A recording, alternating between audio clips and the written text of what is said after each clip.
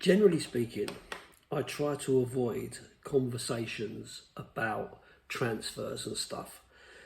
I'm not in the know. I don't know more than anybody else in terms of player recruitment or anything like that. I'm not a great ambassador for knowing lots and lots of leagues all around the world or anything like that. I don't tend to watch too much football from far-flung places. I would normally wait until a player is holding up the shirt to say, "Oh, this transfer has happened." However, I've got to be honest. There seems to be an awful lot of legs in this discussion around the young lad from Japan, Kota Takai. I hope I'm not saying that too badly. Seen lots of people talking about it online, lots of people reporting on it. It seems to have got a lot of legs. I've even seen that Alistair Gold has been talking about it, and Craig Dearman on Chris Cowling's channel has been talking about it and talking about him as a player and stuff like that. Now, I'm not going to profess to know anything about this young lad. I've never seen him play as far as I'm aware, and I've never really taken a lot of notice. And I have never watched Japanese football, apart from Japan playing in the World Cup, maybe. So I can't sit here and say whether this is a good or a bad transfer for Tottenham. But what I would say is we're kind of at this crossroads now, and it's really difficult to get behind yet another young prospect coming in without knowing what the strategy is for the rest of the transfer window, if you see what I mean. So had we already signed, 3 or 4, fingers crossed, ready now, experienced, quality players, then I'd be sitting here going, this is great. This is a great opportunity, another untapped market, a Japanese player, which kind of gives us that kind of another foothold into the Asian market and so on. And we've seen some success from some other Japanese players playing around, notably like Celtic and Brighton and places like that. So given that we've already signed some quality players, then I would be right behind it, and I'd say, yeah, this is something good. But that's the difficult bit, is that I haven't seen any of that other stuff going on. I don't know what the plans are. So on its own, yet another young prospect is a difficult pill to swallow. Now, I've listened to like I say, I've listened to Craig talking about him and talking about a lot of stats and stuff like that. And he sounds like a very good player, good ball carrier, can bring the ball out of defence, good aerially, 6'4", I think he said he was, and so on. And then listening to Alistair Gold talking about the fact that he's played for the national team and has played in the Asian version of the Champions League against, some Sane and Ronaldo and players like that, and has shown, had a very good showing. Kind of does make you think, well, this sounds like a bit more than a prospect in terms of, maybe Archie Gray or Lucas Bergvall, maybe, because he has played an awful lot of first team football by all accounts.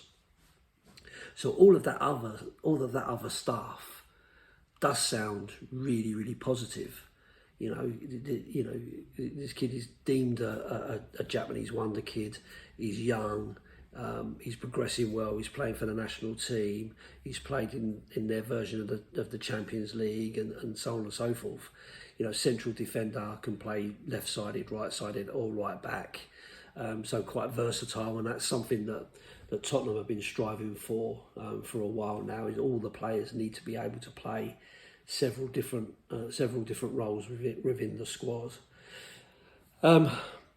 But again, it does beg the question, are we going to do any other business around that, or is this the road we're going down, where we're going to have to wait, several years before these come to fruition, if in fact they ever do? Because if you think about players like, Ashley Phillips, for instance, who was brought in as a big prospect, a lot said about him, a lot expected of him, not got anywhere near the first team, and has been loaned out a lot. What does that mean for him? So is that going to be another one of those? And you think about the Vélez, the Argentine kid, is that the same for him? Young boy, and then you've got your academy players like Dorrington and stuff like that. Again, where does that leave him in terms of his progression into the squad? It's always great bringing players in, isn't it? It's great to hear those new names and stuff, and it's all really nice when you're hearing a romantic kind of foreign name and so on. It always conjures up these images rather than a Alfie Dorrington. You've got a Kota Takai. It sounds a little bit exotic and exciting. But it is a difficult thing at this moment in time, because I just don't know whether it's going down that, yes, he's ready-made and he can improve the squad and he's going to be good, or whether he's a prospect for the future who's going to take time to settle in, he's going to need this, that and the other. Is he going to go out on loan, or what? How does that kind of work?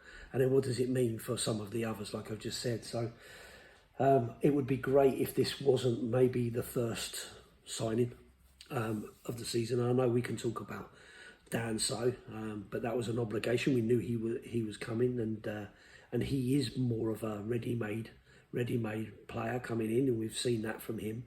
Matisse Tell obviously is the other one that we've now signed, but again, he's been around. He was going to be within the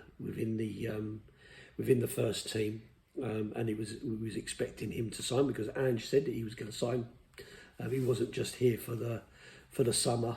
For the loan period, which is really interesting, right? Because when we were looking to sign him on loan, the big shout was, we can't even get a player on a permanent deal, and we're fighting Man United for him, and all that sort of stuff. And then when he came, and obviously not really set the world alight. Now it's like, no, he's no good and blah blah.